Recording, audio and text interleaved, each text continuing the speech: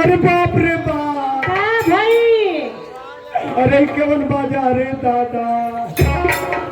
नहीं जानत हुआ इहे में सेक्सी बाजा है ऐसे कसी हाँ है तब तक ताजेपुर जमीन कर लइका टैक्सी चला दी है सो एकर माई का हो रे ए महाराज कितना इज्जत करे लगल जलू सवाल फैला के बाद ओकर मम्मी वीडियो का हो सा तोहर इतनी इज्जत है कि तोहर में आराम तो करे करके बनाओ क्यों मौबरे बड़ा साफ जना था कि कौन सरवा चढ़ावत है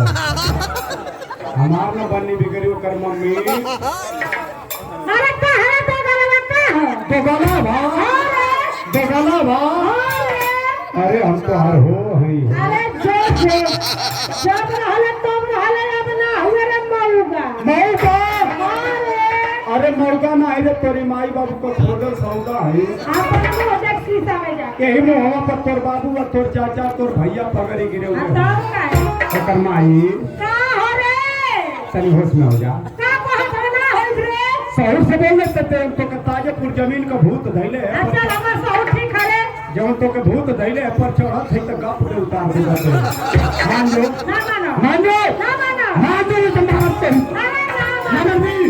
नरमी ना है तो बस